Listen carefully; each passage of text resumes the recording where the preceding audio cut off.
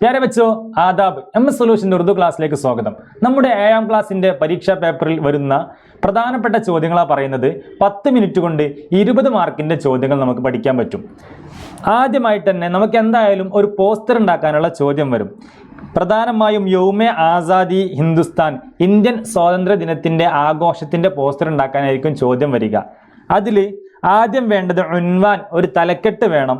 രണ്ടാമത് സ്വദറ മഹ്ഫിൽ, ആ പരിപാടിയുടെ അധ്യക്ഷൻ ആരാണെന്ന് വേണം. ഇഫ്തിതാഹ്, അവിടുത്തെ ഉദ്ഘാടനം ആരാണെന്ന് വേണം. മെഹ്മാനെ ഖുസൂസ്, അവിടുത്തെ ചീഫ് ഗസ്റ്റ് അതായത് പ്രധാന അതിഥി ആരാണെന്ന് എഴുതണം. ശുക്രിയ, നന്ദി ആരാണ് എന്ന് എഴുതണം. ഈ 5 കാര്യങ്ങൾ പ്രധാനമായിട്ടും ഇതിൽ ഉൾപ്പെടുത്തിയിരിക്കണം, നിർബന്ധമാണ്.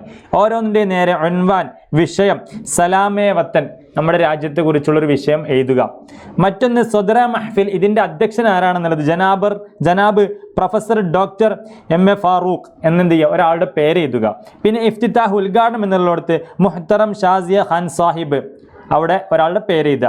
മെഹ്മാനെ ഖുസൂസി, പ്രത്യേക ഗസ്റ്റ് എന്നുള്ളിടത്ത് മുഹ്തറം ജനാബ് MA സിദ്ദീഖ് സാഹിബ്, അവരൊക്കെ എന്ത് ചെയ്യുക, പേര് എഴുതുക. എന്നിട്ട് പേര് എഴുതുമ്പോൾ അവരെ കൂടെ അദ്ദേഹം വസീറ താലീം, വിദ്യാഭ്യാസ മന്ത്രിയാണ്.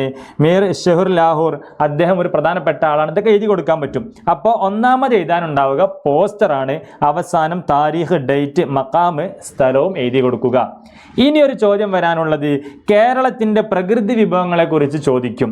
അതിന് ചോദ്യം വരിക കേരളക്കെ കുദരത്തി വസായിൽ, കേരളത്തിൻ്റെ പ്രകൃതി വിഭവങ്ങളുടെ പേരെഴുതൂ. അല്ലെങ്കിൽ പൈതാവറോം കെ നാം ലിഖോ, കേരളത്തിൻ്റെ പൈതാവർ എന്ന് പറഞ്ഞാൽ എന്താ, പ്രകൃതി വിഭവങ്ങൾ, അതിൻ്റെ അർത്ഥം പൈതാവർ വിഭവങ്ങൾ എന്നർത്ഥം. ഇത് എഴുതാൻ ചോദിക്കും. അപ്പോൾ അതിൽ പ്രധാനമായിട്ടും എഴുതാനുള്ള ഒന്ന് തേങ്ങയാണ്.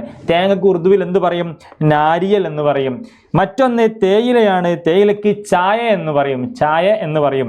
മറ്റൊന്ന് അടക്കയാണ്, അടക്കക്ക് സുപ്പാരി എന്ന് പറയും.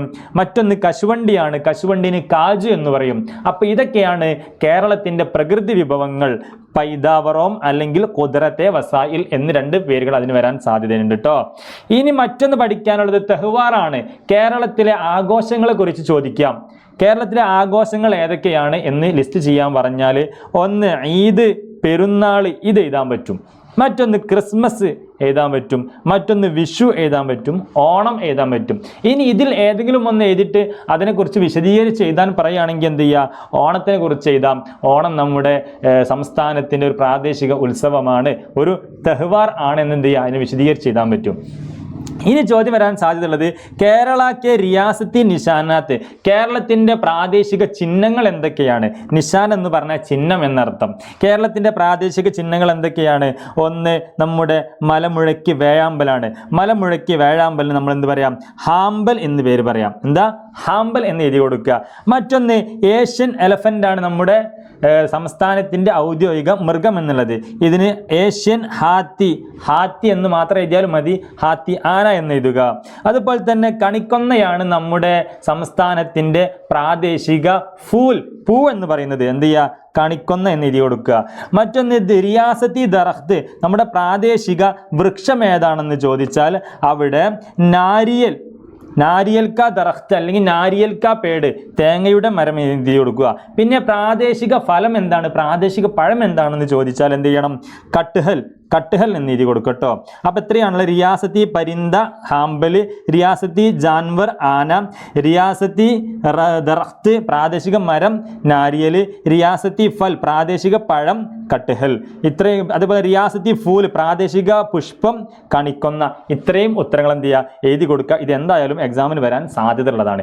ഇനി നമുക്ക് പഠിക്കാനുള്ളത് ഹിന്ദുസ്ഥാനൊക്കെ മുജാഹിദീനെ ആസാദി, ഇന്ത്യയുടെ സ്വാതന്ത്ര്യ സമര സേനാനികളെ കുറിച്ച് ചോദിക്കും. അപ്പം എന്ത് ചെയ്യുക, സ്വാതന്ത്ര്യ സമര സേനാനികൾ ഒരുപാട് പേര് കൊടുത്തിട്ടുണ്ട്. ഇതൊക്കെ നമുക്ക് ഇതിൽ എഴുതി കൊടുക്കാൻ പറ്റും. ഒന്ന് റാണി ലക്ഷ്മിബായി, മറ്റൊന്ന് സുഭാഷ് ചന്ദ്രബോസ്, മറ്റൊന്ന് ചന്ദ്രശേഖർ ആസാദ്, മറ്റൊന്ന് ഭഗത് സിംഗ്, ഒന്ന് ഗാന്ധിജി. ഇവരുടെ 5 പേരുടെയും പേര് നമ്മുടെ മുജാഹിദീനെ ആസാദികൾ ആരൊക്കെയാണ്, രാജ്യത്തിൻ്റെ സ്വാതന്ത്ര്യ സമര സേനാനികളെ പേര് ചോദിച്ചാൽ ഈ 5 പേര് നമുക്ക് എഴുതാൻ പറ്റും. ഇനി ഒന്ന് ചോദിക്കാനുള്ളത് നമ്മോടൊരു പ്ലക്കാർഡ് തയ്യാറാക്കാൻ വേണ്ടി പറയും. പ്ലക്കാർഡ് തയ്യാറാക്കുക. പ്ലക്കാർഡ് തയ്യാറാക്കുമ്പോൾ അതിലേക്ക് ഒരു നെഹറ വേണ്ടി വരും. നെഹറ എന്ന് പറഞ്ഞാൽ മുദ്രാവാക്യം എന്നർത്ഥം. പ്ലക്കാർഡിൽ കൊടുക്കാനുള്ള മുദ്രാവാക്യങ്ങൾ തയ്യാറാക്കൂ. ചോദ്യം വരുന്നത് ഒന്ന്, വെള്ളത്തെക്കുറിച്ച് നിങ്ങളൊരു പ്ലക്കാർഡ് തയ്യാറാക്കൂ, അല്ലെങ്കിൽ മരത്തെക്കുറിച്ച് പ്ലക്കാർഡ് തയ്യാറാക്കൂ, അല്ലെങ്കിൽ കാട് സംരക്ഷിക്കേണ്ടതിനെ കുറിച്ച് പ്ലക്കാർഡ് തയ്യാറാക്കൂ. ഇങ്ങനെയൊക്കെ ചോദിച്ചാൽ വെള്ളത്തെക്കുറിച്ചാണെങ്കിൽ പാനി അൻമൂൽ ഹേ ഇസേ സോയ് ന കരോ, വെള്ളം അമൂല്യമാണ്, ഇതിനെ വെറുതെ പാഴാക്കരുത്. സോയി ന കരോ എന്ന് പറഞ്ഞാൽ പാഴാക്കരുത് എന്നർത്ഥം. വെള്ളം അമൂല്യമാണ്, ഇതിനെ പാഴാക്കരുത്.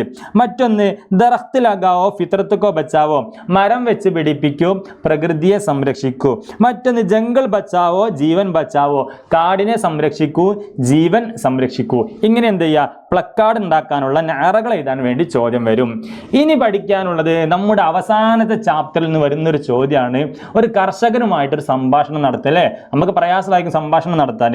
അപ്പോൾ നോക്കൂ, ഏറ്റവും സുഖമായിട്ട് ആദ്യം തന്നെ പോയിട്ട് ചാച്ച സലാം അലൈക്കും എന്ന് പറയുക. ചാച്ച അസ്സലാമു അലൈക്കും എന്ന് പറയുക. അപ്പോൾ ചാച്ച എന്ത് പറയും? വഅലൈക്കും അസ്സലാം ബേട്ട എന്ന് ചോദിക്കുക. ഇനി അദ്ദേഹത്തിൻ്റെ ജോലിയെക്കുറിച്ച് ചോദിക്കുകയാണെങ്കിൽ ആപ്പ് കബ് കാം കർത്തേ ഹേ, നിങ്ങൾ എപ്പോഴാണ് ജോലി ചെയ്യുന്നത്? അല്ലേ, സിമ്പിൾ അല്ലേ, കബ് മാത്രം ചേർത്താൽ മതി. ആപ്പ് കബ് കാം കർത്തേ ഹേ, നിങ്ങൾ എപ്പോഴാണ് ജോലി ചെയ്യുന്നത്? അപ്പോൾ അദ്ദേഹത്തിൻ്റെ മറുപടി സുബഹ് സേ ഷാം തക്ക്, സുബഹി മുതൽ ഷാം വൈകുന്നേരം വരെ, രാവിലെ മുതൽ വൈകുന്നേരം വരെ എന്ത് ചെയ്യുക, മറുപടി പറഞ്ഞു കൊടുക്കുക. അപ്പോൾ രണ്ടെണ്ണമായല്ലോ അല്ലേ. ഇനി മറ്റൊന്ന്, അദ്ദേഹത്തിന് അരിയുടെ കൃഷിയാണെന്ന് വെക്കുക. അപ്പോൾ ചാവൽ കൈസാഹേ, നിങ്ങളുടെ അരിയൊക്കെ എങ്ങനെയുണ്ട്, കൃഷിയുടെ അരി എങ്ങനെയുണ്ടെന്ന് ചോദിക്കുക. അപ്പൊ അദ്ദേഹം പറയും ബഹുത് അച്ചി ഹേ, വളരെ നന്നായിരിക്കുന്നു മോനെ എന്ന് പറയും. ഇനി അദ്ദേഹത്തിന്റെ ആസാനെ മുഷ്കിലാത്ത്, അദ്ദേഹത്തിന്റെ പ്രയാസങ്ങളെ കുറിച്ചൊന്നും ചോദിക്കല്ലേ. അപ്പൊ എന്ത് ചെയ്യുക, പാനി കം ഹേ, വെള്ളം കുറവാണോ എന്ന് ചോദിക്കുക. അപ്പൊ അദ്ദേഹം പറയും ഹാം അതെ, കുച്ച് മുഷ്കിൽ ഹേ, കുറച്ച് പ്രയാസമാണ്. മുഷ്കിൽ എന്ന് പറഞ്ഞാൽ എന്താർത്ഥം? പ്രയാസം എന്നർത്ഥം. കുച്ച് മുഷ്കിൽ ഹേ, കുറച്ച് പ്രയാസമാണ്. ഇങ്ങനെ കർഷകനുമായിട്ട് ചോദ്യം ചോദിച്ചാണ്ട് കണ്ടോ, 2 4 6 8 ഡയലോഗുകൾ ആകെ ആയിട്ടോ. ഇനി നമുക്ക് പഠിക്കാനുണ്ടാവുക ഇന്ത്യയുടെ അഹം കൗമിദിൻ, പ്രധാന ദേശീയ ദിവസങ്ങളെ കുറിച്ചാണ്. ഇന്ത്യയുടെ ദേശീയമായി ആചരിക്കുന്ന ദിവസങ്ങളെ കുറിച്ച് ചോദിക്കും. അപ്പം എന്ത് ചെയ്യാൻ പറ്റും? ഒന്ന്, ജനുവരി 26 യൗമേ ജംഹൂരിയത്ത്, അതായത് ഇന്ത്യക്ക് പ്രത്യേകമായൊരു ഭരണഘടനയുണ്ടായ റിപ്പബ്ലിക് ദിവസത്തിനാണ് ജനുവരി 22. അതിന് ഉറുദുവിൽ യൗമേ ജംഹൂരിയ എന്ന് പറയും. ഇനി മറ്റൊന്ന് ഓഗസ്റ്റ് 15, അതിന് നമ്മൾ യൗമേ ആസാദി, അതായത് സ്വാതന്ത്ര്യ ദിനം എന്ന് പറയും. സ്വാതന്ത്ര്യ ദിനം എന്നാൽ ഇംഗ്ലീഷുകാരിൽ നിന്നും നമ്മുടെ ബ്രിട്ടനിൽ നിന്നും നമ്മുടെ രാജ്യത്തിന് സ്വാതന്ത്ര്യം ലഭിച്ച ദിവസമാണ്. ഇനി ഒക്ടോബർ 12 എന്താണെന്ന് ചോദിച്ചാൽ അത് ഗാന്ധി ജയന്തിയാണ്. നമ്മുടെ മഹാത്മാഗാന്ധി ജനിച്ച ദിവസമാണ് അത്. അതിന് ഗാന്ധി ജയന്തി എന്ന് ഉറുദുവിൽ പറയും. മറ്റൊന്ന് നവംബർ 14. നവംബർ 14 എന്ന് പറഞ്ഞാൽ നമ്മുടെ യൗമെ അത്തുഫാൽ, ശിശുദിനം എന്ന് പറയും. ശിശുദിനം എന്നാൽ നെഹ്റുജി ജനിച്ച ദിവസമാണ് യൗമെ അത്തുഫാൽ. അത് നെഹ്റുജി ജനിച്ച ദിവസമാണ് നമ്മൾ അങ്ങനെ ആചരിക്കുന്നത്. അപ്പോൾ ഈ 4 ദിവസങ്ങൾ എന്ത് ചെയ്യുക, പഠിച്ചു വെക്കുക. നമുക്ക് ചേരുമ്പടി ചേർക്കാനുണ്ടാകും. അപ്പോൾ ഇത്രയും കാര്യങ്ങൾ പഠിക്കുക. ഇത് ഓരോന്നിൻ്റെ ഫോർമാറ്റാണ്. എല്ലാവർക്കും നല്ല മാർക്ക് കിട്ടട്ടെ എന്ന് ആശംസിക്കുന്നു. എല്ലാവർക്കും ശുക്രിയ.